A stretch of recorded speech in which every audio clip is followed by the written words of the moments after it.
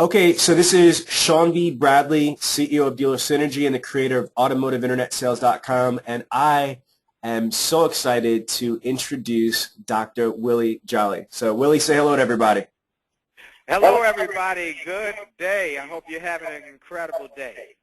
Well, absolutely, sir. It's an honor to be able to, take a couple minutes of your time and do this interview. So what I want to do is that I was super excited to get clearance from the publisher of Auto Success Magazine. We're going to do this verbal interview, and then out of this interview, what's going to happen, Willie, is I'm going to upload the audio to Automotive Internet Sales. So they're going to be able to hear the interview. But based on what we talk about in this interview, I'm going to write the article/interview for the March issue of the Auto Success Magazine that goes out to probably a couple 100,000 automotive professionals. So let's just get into it. Willie, tell everybody a little bit about your background. I'm on your website right now, and I'm like, there's just some amazing statements from Success Magazines, from Toastmasters, but I want to hear from Willie himself. Tell us about who you are and what you're about, brother. Well, thank you, Sean, for inviting me to be on the call and on the interview. I always start every presentation and every interview and everything I do with a little point that I become known by. I have only just a minute, only 60 seconds in it. Forced upon me, can't refuse it. Didn't seek it, didn't choose it. But it's up to me to use it. I must suffer if I lose it. Give account if I abuse it. It's a tiny little minute, but an eternity is in it. That's taken from my book. It only takes a minute to change life, and the book, I'm very grateful, is a bestseller and has been for a number of years. I am a professional speaker, motivator, inspirational speaker.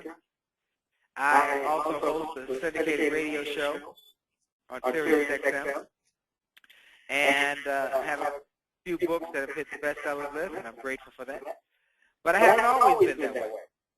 I was a broke, busted nightclub singer who got fired from my last job as a singer and replaced by a karaoke machine because it was more efficient and effective for cost and for return on investment for the owner of the club.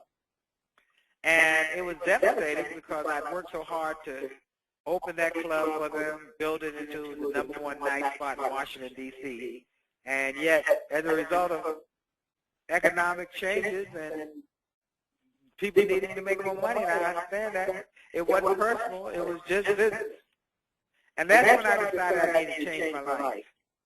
And I took a job with the D.C. public school system as a drug prevention coordinator. Started giving little speeches to kids and spoke to kids for my first 5 years of my speaking business. I left the school system after the first year and became a full-time speaker, and did those kids for the next 4 years. Then I moved to the college ranks and was one of the top college speakers. And then I moved from the college ranks to the convention and visitors bureau and the kind of conventions that come around to different events, and I was a keynote speaker for that. Then I started getting more corporate work, getting into corporate America. And most people now know me because I worked with a little company, and auto dealers would be aware maybe of this company, a little company called Ford Motor Company. In 2006, I got a call from Ford Motor Company. They said, we are on the brink of bankruptcy. We've got a new CEO coming in named Alan Mulally, and we've got to turn this company around, and we've been looking for the right person who can help us to inspire and encourage and motivate our people to think differently and change the culture. And so I worked with Ford in 2006, 2007, 2008, going all around the country, speaking to Ford plants, doing the television spot that they played internally, about attitude, about excellence, about changing your thinking, about transformation. And as you all know, in 2009, Ford was the only one of the big three that didn't take the government bailout.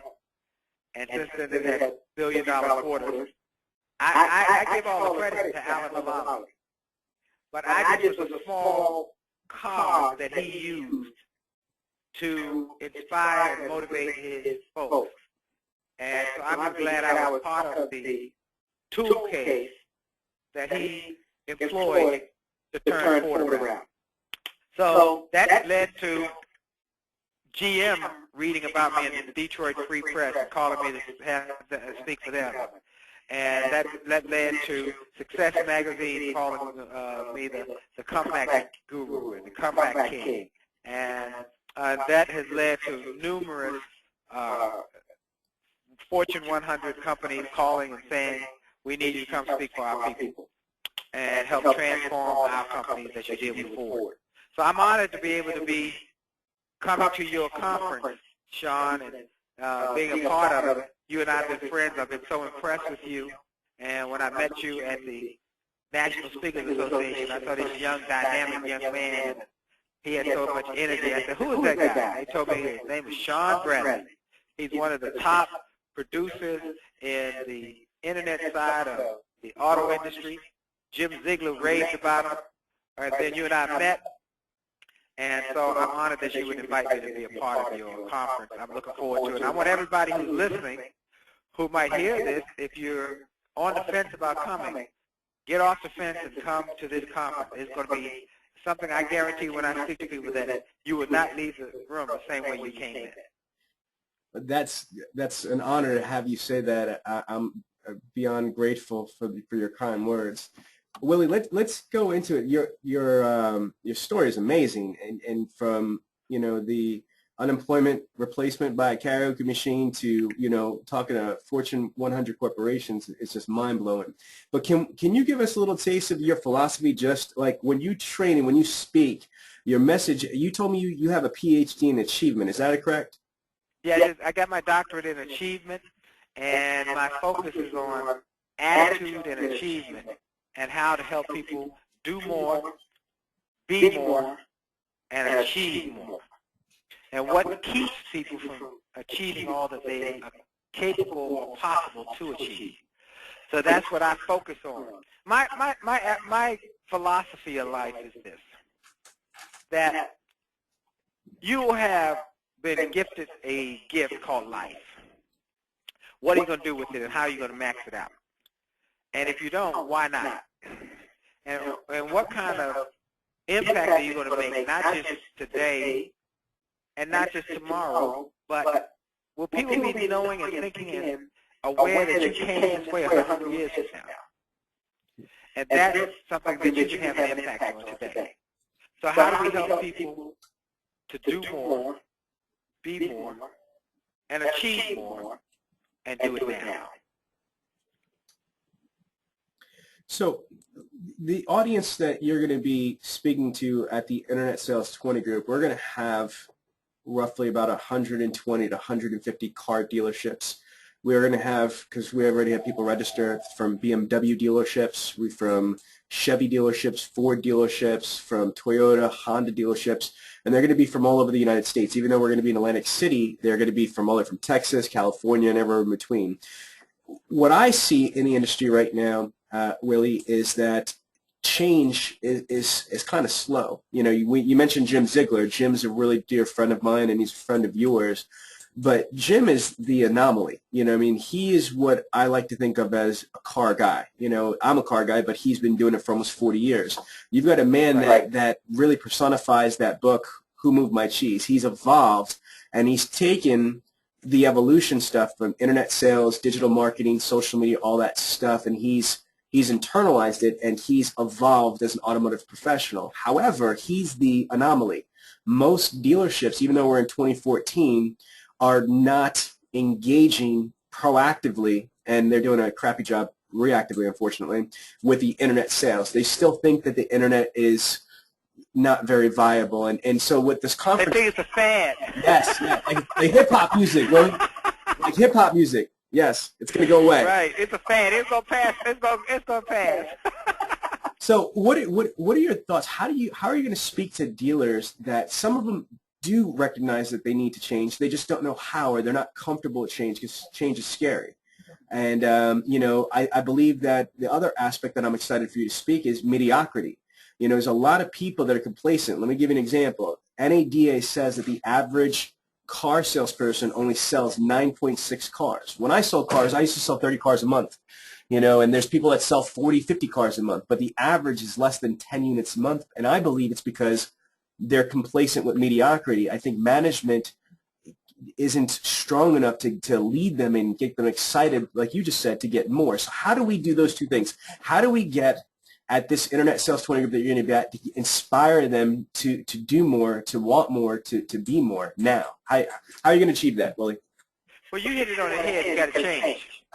Okay. If you keep doing what you've been doing, you're going to keep getting what you've been getting. So one of my areas of expertise is in the area of attitude of excellence.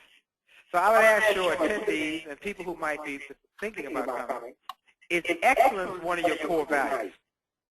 And if it is, then I can help you to focus and hone that value so that it is sharp and impactful. My latest book is called An Attitude of Excellence. This book was built out of me going to these different Fortune 100 companies, talking to the CEOs. I've been in Alan Mullally's office. I've got a picture on my website of him and I. In fact, he had me sit at his desk. Don Thompson at McDonald's. Just one after another of Fortune 100 CEOs who I've had the opportunity to speak for, develop friendships with, and learn from. So I was speaking at the Dell Computer Leadership Conference. I was the closing speaker. It was a week-long convention from people around the country and around the world. And the night before my speech, because I went a couple days early, hit some of the other speakers.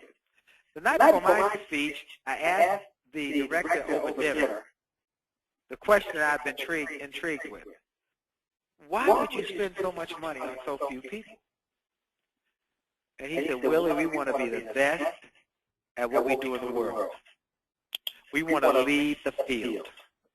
And in order to be the best organization, we must start with the best people. And if we cannot hire them, we will make them. We will grow them. We will develop them.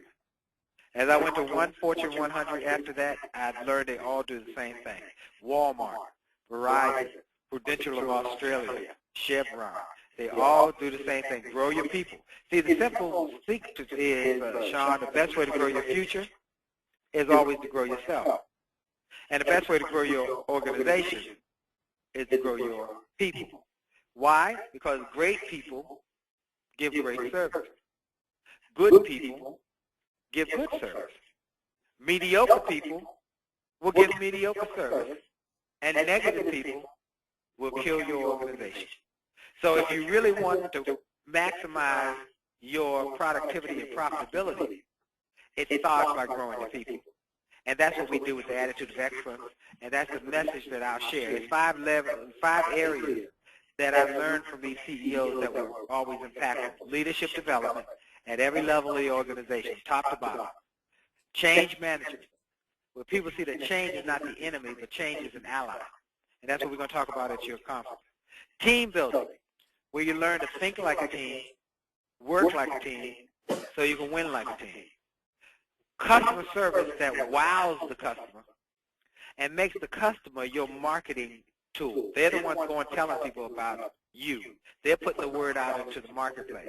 You got to go to this dealership because they treat you like royalty.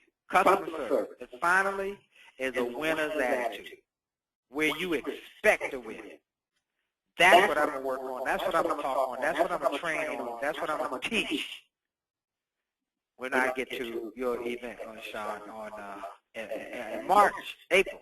April 8th and 10th. Yes, sir. Yeah, I'll be there. So Atlantic City, right? Atlantic City at the Revel Hotel Casino. It's going to be gorgeous. That's a fancy hotel, man. That's a fancy. You going first class. I like how you do business, man. Yes, sir. Okay, Willie, just a couple more things because I'm really absorbing this and I'm excited. I got to say, I'm super excited for you to be there because, you know, this industry, I think Zig Ziglar said it, you know, the only thing worse than not training training your employees and having them leave is not training them, having them stay. So That's right.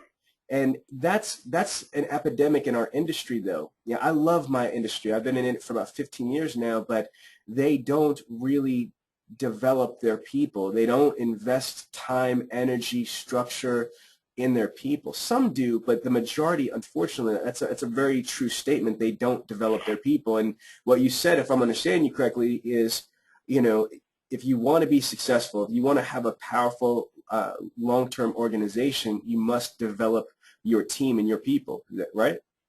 That's correct. Okay. Now, okay, can you share us, what was that like working with Ford manufacturer? I mean, like, this is one of the top manufacturers in the world, and you had the distinct honor to work with them. And then I'm looking at your website, and I don't know if you can see my screen, but I mean, Success Magazine says a secret weapon Ford Motor Company used in their incredible comeback. What does that feel like? And I appreciate how humble you were and giving the CEO the credit, but I mean, to be able to be part of that comeback story of such an American icon, like Ford, what's that like for you? Let me tell you two things. I'm going to answer that question second. I want to go back to your first statement that people are not investing in their people, are not growing their people. And auto dealers of all people should know the impact of growing or developing or changing their people and the impact by looking at cars. Sean, you are a car guy. If you didn't change the oil in your car for a year, what would happen?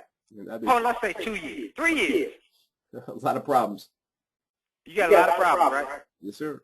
That car's going to get sluggish, it's going to get slow, and it's going to die. It's going to break down. Yes. Same is true for people.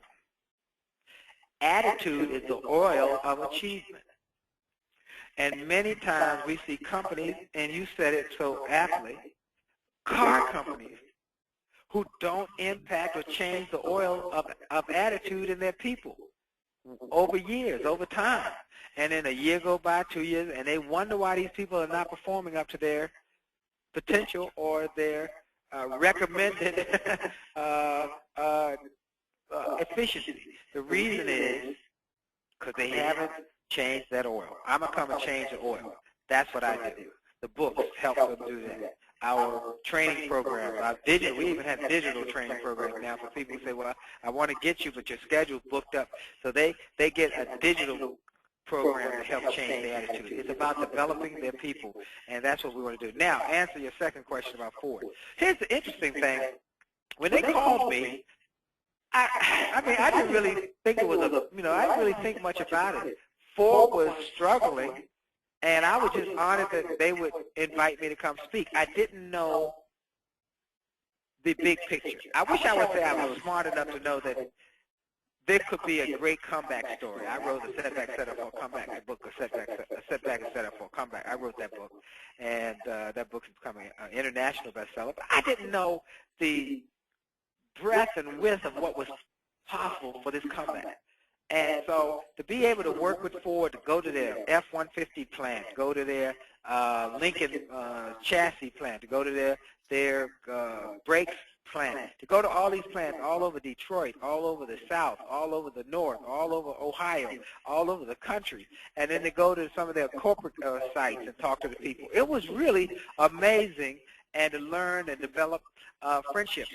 One of the things I thought was most profound was the fact that I developed a friendship with the union folks. Because you know and I know that could be a challenge. Yes, definitely. And if the unions are not for you, then you're not going to go very far in any trainings in the auto industry. But my first program, I met a guy named Tony who was the president of the union. And he came to check me out and have a conversation with me before I speak to his people. And first of all, he liked the fact that I was union. I'm an American Federation of Television and Radio Artists. I'm after him. So he liked that, and then we started talking. And I told him about my goals and my thoughts and why I wanted his people to do well, and I wanted them to succeed. And we developed a friendship. And let me tell you something.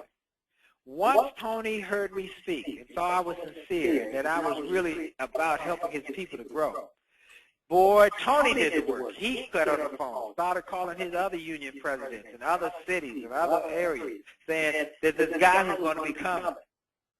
You want to let him in. Let him speak. He's fantastic. He gets a green thumb from me. Thumbs up. Man, I said, wow. So that was a big plus for me, and I'm grateful for Tony even to this day, and we've just stayed in touch.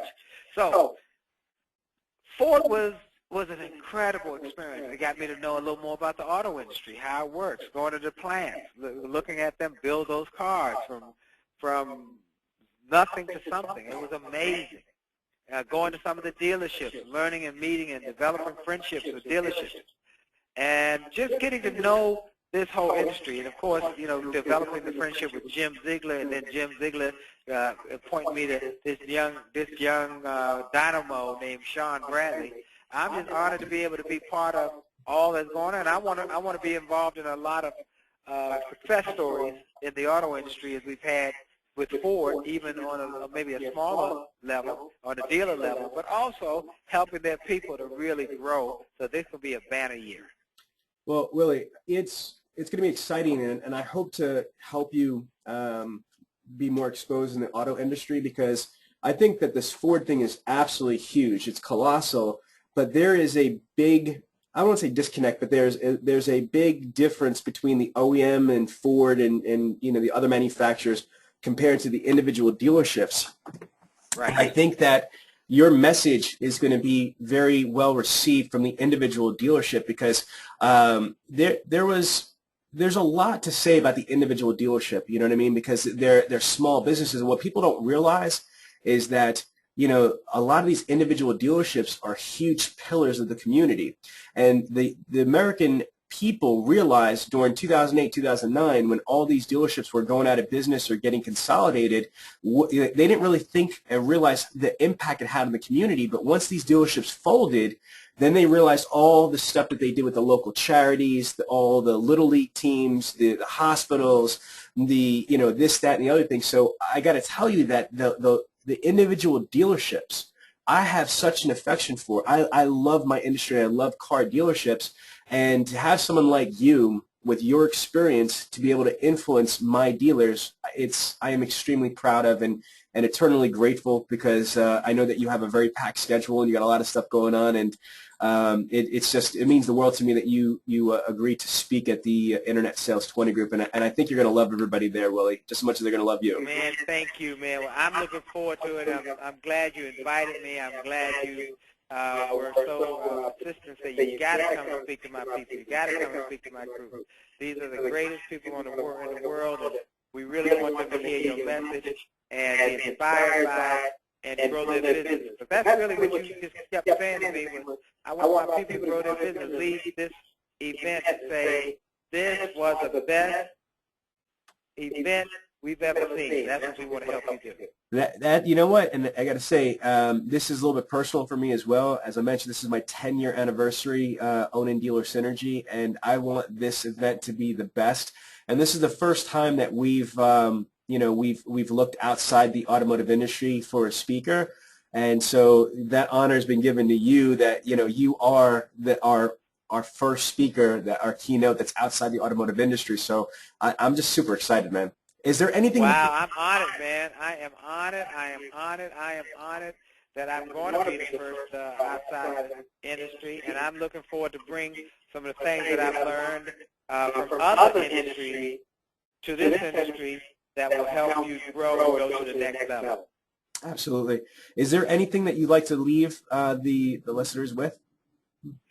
Well, I'd like to leave this thought with everybody that statistics show, the Pew Research Center did a study last year that said that 70% of American workers are uninspired and disengaged, and therefore they are working at about 50% of their potential. So imagine if you're paying someone, let's say $50,000, And they're working at 50% of their potential, so you're really losing $25,000 per person. Imagine if we could get those people inspired and motivated to work not up to their potential, but above their potential. And if we can get them to work 100, 101% of their capacity, sometimes we get people to play above their head, then you could possibly, as a dealer or as a business person, double your income within a year. Whoo, wouldn't that be awesome? Well, we've been able to do that with some companies around the world. People in Australia, one gentleman, he was I think in his organization in the real estate industry, he was number 600 in the whole company. And he heard my message. He sent me a note.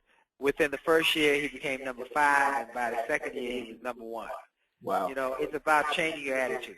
So I want to help these dealers to get their people to work at another level and grow to another level and prosper at another level. So I look forward to seeing everybody in April in New Jersey, first outside the industry, and I'm going to bring some ideas and tips that have been working in other industries that will benefit your industry. And I just say don't miss it. This is going to be a fun event, but also we're going to help you grow. So don't miss it. Be there or be square. And thank you, Sean, for inviting me. Thank you so much, Willie. I appreciate it. God